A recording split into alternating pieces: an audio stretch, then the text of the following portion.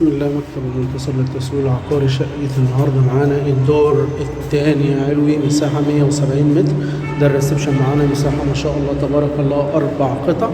الشقة دوبلكس معانا على المستشارين عمومي أمام فتح الله. ده الريسبشن معانا زي ما احنا متفقين، مساحة ما شاء الله تبارك الله. الريسبشن 4 قطع مستريح، عرضه 4 متر. دي البرندة معانا، مساحة كبيرة جدا ما شاء الله تبارك الله زي ما حضراتكم كده شايفين. الشقة على المستشارين عمومي. الشقة فيها 3 عدادات كهرباء ومياه وغاز. دوبلكس 4 غرف 2 حمام. ده المطبخ معانا، مساحته ما شاء الله تبارك الله، يشيل الأجهزة الكهربائية كلها معانا. ده الحمام اللي بيخدم الريسبشن،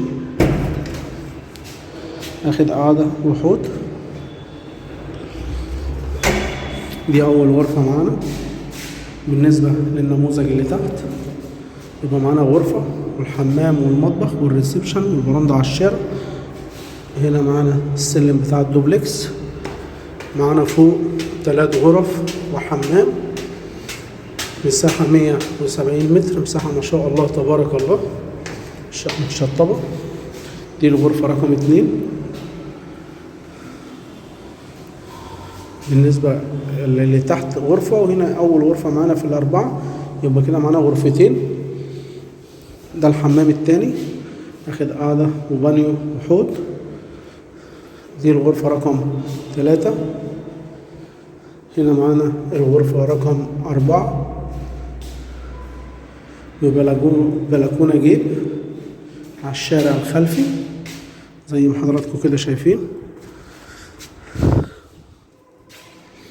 بالنسبة للوصف حضرات، الشقة اسكندرية تسكن مربع المستشارين على شارع المستشارين عمومي بجوار فتح الله. الشقة مساحة 170 متر، دوبلكس 4 غرف 2 حمام، ريسبشن 4 قطع، كاملة الخدمات كهرباء ومياه وغاز. ربنا يبارك إن شاء الله لصاحب النصيب. بالنسبة للبرج، ومتشطب واجهة، مدخل 2 أسانسير، أمن وحراسة 24 ساعة. ربنا يبارك إن شاء الله لصاحب النصيب.